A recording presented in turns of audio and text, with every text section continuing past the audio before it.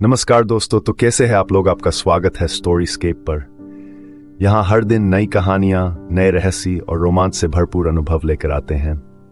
तो चलिए ज्यादा वक्त बर्बाद ना करते हुए आज की कहानी स्टार्ट करते हैं। तो आज की कहानी नीलावंती ग्रंथ श्रापित यक्षिणी की रहस्यमय कहानी भाग 6। फिर किसी ने जाना कि बच्चे का जन्म हो जाने के बाद यदि उसको पहली बार पिलाया जाने वाला पानी जंगल में रखकर जब सभी पशु पक्षी जानवर पी ले तो उसका एक घूंट बच्चे को उन सभी जानवरों की भाषा का ज़नानी बनाएगा जिन्होंने वह पानी पिया है। जिसने यह बात खोजी थी वह मनुष्य था, नीलावंती का पिता। जब नीलावंती पैदा हुई थी उसके 3 दिन पहले उसके पिता ने जंगल में एक बर्तन में पानी भर कर रखा था। उन 3 दिनों में जंगल के लगभग सभी जानवरों का मुंह उस पानी को लग गया था। नीलावंती पैदा होने के तुरंत बाद उसको वह पानी पिलाया गया। उसका प्रभाव यह कि वह चिड़िया, चींटी, कोय, कुत्ते आदि बहुत से जानवरों की भाषा समझने लगी। वह जानवरों की भाषा समझती थी तो उनको उन्हीं की भाषा में उत्तर देती थी। लेकिन जब गांव के लोगों ने यह कि छोटी सी लड़की के मुंह से इंसानी भाषा से पहले जानवरों की आवाजें निकल रही है, उन्होंने उसके पिता से कहा कि यह लड़की शापित है। इससे गांव कोई संकट आ सकता है, तुम इसे जिंदा नहीं रख सकते। नीलावंती के पिता ने गांव वालों को समझाया कि यह सिर्फ उसके हुए प्रयोग का नतीजा है, पर किसी ने उसकी एक ना सुनी। पंचायत बिठाई गई और सभी ने एक मत से निर्णय किया कि ऐसी लड़की जो जानवरों की आवाजें निकालती हो उसे जीने का कोई अधिकार नहीं है। हो सकता है उसके माध्यम से जंगली श्वापद, सांप, बिच्छू गांव में घुसे और हमारे बच्चों और प्रियजनों को नुकसान पहुंचाए। उससे पहले ही यदि इस लड़की को मार दिया जाए तो उसकी नौबत ही नहीं आएगी। नीलावंती के पिता ने यह प्रयोग इसलिए किया था कि उसे पशुओं की अद्भुत दुनिया को रहस्य समझने थे कि कैसे भूकंप, उल्कापात, बाढ़, बारिश का प्रमाण और समय इसका पता इन जानवरों को पहले ही चल पाता है। यदि इनसे ये बातें जान ली जाए तो हम भी मनुष्यों की कितने संकटों से रक्षा कर सकते हैं। जब पंचायत के निर्णय का पता नीलावंती के माता पिता को चला तो उनके पैरों तले जमीन ही खिसक गई। नीलावंती की मां ने कहा कि हमें कैसे भी करके इस लड़की को बचाना चाहिए। जिन पशुओं की भाषा जाने की वजह से इसकी जान खतरे में पड़ गई है, अब वे ही इसकी रक्षा करेंगे। सिर्फ 12 दिन की नीलावंती को लेकर उसके माता पिता जंगल की ओर भागे और उसे लेकर वहीं रहने लगे। नीलावंती को भी जंगल बहुत पसंद आया और जंगल के श्वाप लोग भी नीलावंती भागी। सभी जानवर जिनकी नीलावंती भाषा बोलती थी वे नीलावंती से बहुत प्यार करते थे। जिनकी भाषा नहीं आती थी उनकी भाषा नीलावंती सहवास से सीखी। 2 साल की होने तक तो नीलावंती जंगल किसी भी जीव की भाषा बोल समझ रही थी और साथ ही अपने माता पिता के साथ मनुष्यों की भाषा में भी बोल रही थी। उसके पिता का जो सपना था वह साकार हो चुका था। उन्हें ऐसे रहस्य नीलावंती के माध्यम से पता चल रहे जो कभी कानों से भी नहीं सुने थे। नीलावंती को कई बार जानवर या सांप की दबे हुए खजाने के बारे बता देते तो नीलावंती के पिता जाकर उस जगह से वह खजाना लाते और उससे कई गरीबों की गुप्त रूप से मदद करने लगे। अब नीलावंती एक बहुत ही सुंदर किशोरी में बदल गई थी। एक बार की बात है, एब्रुटे लुटेरे की से नीलावंती का पीछा करते हुए उस जंगल में पहुंच गए। नीलावंती और उसके परिवार को जीने के लिए जो भी आवश्यक था वह उस जंगल से मिल जाता। थोड़ा बहुत खर्चा सिर्फ कपड़ों पड़ी होता तो बहुत सा खजाना उसी गुफा में पड़ा हुआ था। लुटेरों ने जब वह देखा तो उनकी आंखें चौंध दिया गई। बहुत सारा खजाना बिना किसी मेहनत के मिल गया, उनके लिए बड़ी खुशी की बात थी। नीलावंती के उपस्थित रहते कोई भी उस गुफा की तरफ नहीं आ सकता था, क्यों कि जंगल के सभी जानवर उसकी रक्षा करते थे और उनसे उसे एक ही घटना का चल जाता था। लुटेरों ने खजाना छीने के नीलावंती के माता पिता को मार डाला। हालांकि यह घटना एक चील के माध्यम से नीलावंती को तो पता चल गई, मगर उसे आने में थोड़ी देर हो गई।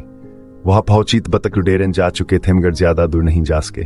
नीलावंती ने जानवरों को संदेश भेजा कि कोई भी जिंदा जंगल से बाहर नहीं निकल पाए। लुटेरे जंगल से नहीं निकल पाए। रास्ते में ही हाथियों के झुंड ने उन्हें कुचल डाला। पर इस घटना ने नीलावंती को बहुत आहत किया। उसके हृदय को बड़ी चोट पहुंची। उसके पिता बहुत ही साधु स्वभाव के इंसान थे। उन्होंने की भी किसी का बुरा नहीं चाहा था। अब तक तो जंगल के पशु ही नीलावंती के सब कुछ थे। उन्हीं के लिए जीना और उन्हीं के लिए मरना ही नीलावंती के जीवन का उद्देश्य हो गया। लेकिन उसके माता पिता की हत्या के साथ उसको एक और उद्देश्य हो गया, समाज के बुरे लोगों का नाश करना। इसके लिए जरूरी था कि वह खुद भी मौत से बच सके। उसने जानवरों से पूछकर संजीवनी बूटी का पता लगाया जिसके खाने से मनुष्य मौत को टाल सकता था। जब उसने वह बूटी खाई तो वही मृत्यु के भय से रहित होगी। उसने अनेक ऐसे लोगों को मौत के घाट उतार जिनसे समाज खतरा और अपने पिता के जैसे बहुत से लोगों की मदद भी की। जानवरों की भाषा समझने की उसकी अद्भुत शक्ति, इससे उसकी गणना कुभांडों में होने लगी। कुभांड वह लोग हैं जिनमें अद्भुत शक्तियां होती है। उन्हें भगवान शिव के गणों में भी गिना जाता है। एक दिन की बात है, एक तरुण व्यापारी जंगल के रास्ते से जा रहा था। वह बैलगाड़ी में अपना माल एक गांव से दूसरे गांव जाकर बेचता था। वह पहले कभी इस रास्ते से नहीं गया था, इसलिए उसे नहीं पता था कि इस जंगल में किसी अपरिचित का आना प्रतिबंधित है। क्योंकि नीलावंती के माता पिता की हत्या के बाद से जंगल के पशु नीलावंती की सुरक्षा की बहुत चिंता करते थे। वे किसी को भी जंगल में घुसने नहीं देते थे, मगर वह व्यापारी तो अंदर आ गया था। भेड़ियों ने उसकी बैलगाड़ी का पीछा शुरू किया। भेड़ियों के झुंड को देखकर बैल डर गए और उन्होंने जोर से दौड़ना शुरू किया। बैलगाड़ी बुरी तरह सिंचने के कारण पत्थरों पर टकरा के टूट गई। व्यापारी नीचे गिरकर बेहोश हो गया। नीलावंती को उस व्यापारी के बारे में पता चला तो वह उसके पास पहुंच गई। उसने देखा कि एक खूबसूरत नौजवान बेहोश पड़ा है। उसके सर पर गहरी चोट आई। उसका अगर इलाज नहीं तो वह मर जाएगा। वह उसे अपने साथ अपनी गुफा में लेकर गई। नीलावंती को जड़ी बूटियों का ज्ञान था तो उसने उसका अच्छी तरह से इलाज किया। 2 दिन बाद जब उस नौजवान को होश आया तो उसने देखा कि एक अति सुंदर लड़की उसका ख्याल रख रही है।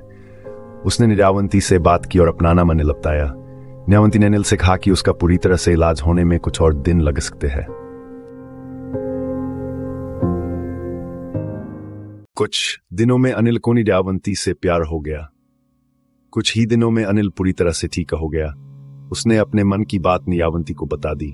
नीलावंती को भी अनिल अच्छा लगा था और वह उसकी इस हालत का खुद जिम्मेदार मान रही। सहानुभूति भी प्यार होने की एक वजह होती है। इसी वजह से नीलावंती को भी उससे प्यार हो गया। अनिल ने नीलावंती से विवाह के लिए पूछा। नीलावंती ने कहा कि वह उससे विवाह करेगी, लेकिन उसकी कुछ शर्तें हैं। अनिल ने शर्तें पूछी तो नीलावंती ने बताया उसकी पहली शर्त यह है कि वह रात में कभी भी है उसके साथ नहीं सोएगी। दूसरी शर्त यह है कि वह अगर रात को खी जाए तो उसे नहीं ढूंढेगा। अनिल ने उसकी दोनों शर्तें मान ली। वो साल वे बहुत खुशी खुशी साथ रहे। एक दिन दोपहर को नीलावंती और अनिल जंगल में भटक रहे, तभी एक नेवला और नेवली कही जाते। नेवली उदास लग रही थी। नीलावंती ने पूछा कि वह क्यों दुखी है। नेवली ने बताया कि उसका पति अंधा है, इसलिए वह उसको कभी अकेला नहीं छोड़ सकती। नीलावंती के पास अंजन था जो नीलावंती ने उस नेवले की आंख में लगाया। तुरंत नेवले को सब कुछ दिखाई देने लगा। नेवल इन्हें नीलावंती को 2 दिव्य रत्न दिए कि यह 2 रत्न बहुत शक्तिशाली है।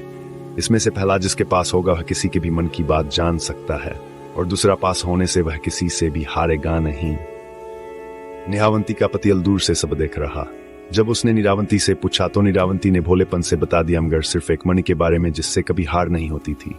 दूसरे मणि के बारे में उसने कुछ नहीं बताया। इसलिए नहीं कि उसका अनिल के ऊपर विश्वास नहीं था, बल्कि उस मणि की परीक्षा लेना चाहती थी।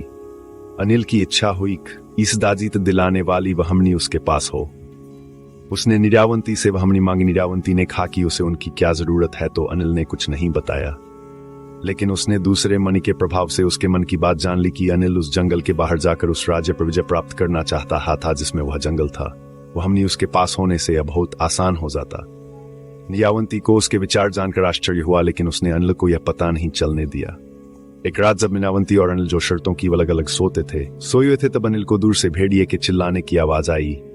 वह नीलावंती को बता रहा था कि उसे अब भगवान शिव के गणों में जाके रहना चाहिए, लेकिन शिवगणों में स्थान पाने के लिए जो चीज आवश्यक है वह एक प्रकार का तावीज था, जिसका पता भेड़िया उसे बताना चाहता था। नीलावंती ने भेड़िए का संदेश सुना तो तुरंत वह नदी की तरफ निकल पड़ी। नीलावंती जाने के थोड़ी देर बाद अनिल भी उसके पीछे निकल पड़ा। नीलावंती जान गई कि अनिल उसका पीछा कर रहा है, लेकिन उसने उसे मन नहीं किया। नदी के किनारे पहुंचने पर भेड़िया नीलावंती से मिला और उसने बताया कि अभी थोड़ी देर बाद एक प्रेत नदी में बहता हुआ आएगा। उसकी कमर में वह तावीज बंधा हुआ है, जिसकी मदद से वह भगवान शिव के गणों में शामिल हो सकती थी। नीलावंती नदी के किनारे ही उस प्रेत का इंतजार करती हुई बैठ गई। आधी रात के समय नदी में एक प्रेत बहता हुआ आया। नीलावंती उस प्रेत के पास गई और उसे खींचकर किनारे पर लेकर आई। अनिल पूरी घटना पेड़ के पीछे छुप कर देख रहा। नीलावंती की पीठ अनिल की तरफ थी तो उसे वह क्या कर रही है नहीं दिख रहा था। नीलावंती ने प्रेत के कमर में बंधा तावीज देखा। वह बहुत ही विशेष दिख रहा था और खुद से चमक रहा था। नीलावंती तावीज खोलने लगी, लेकिन वह इतनी मजबूती से बंधा था कि छूटने का नाम नहीं ले रहा था। नीलावंती ने आसपास देखा कि काटने के लिए कोई चीज मिल जाए, लेकिन पत्थर भी नहीं थे, सिर्फ रेत थी। नीलावंती दस से रस्सी काटने के लिए प्रेत के ऊपर झुक गई। अनिल जो पीछे से घटना देख रहा था, उसे लगा कि नीलावंती प्रेत खा रही है। वह भौतर गया और भागकर गुफा में जाकर बैठ गया, जिससे नीलावंती को कुछ पता ना चले। अनिल को नहीं पता था कि नीलावंती ने उसे उसके पीछे आते हुए देख लिया था।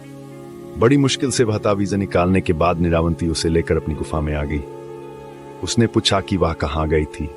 नीलावंती ने उसे विवाह के वक्त की शर्त याद दिलाई, लेकिन अनिल ने कहा कि वह सब जानता है कि वह मुर्दा खाने के लिए गई थी।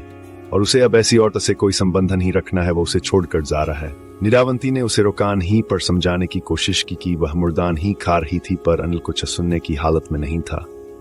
वह तुरंत वहां से चला गया। धन्यवाद इस कहानी को देखने के लिए। अगली बार फिर से मिलेंगे एक नई कहानी के साथ।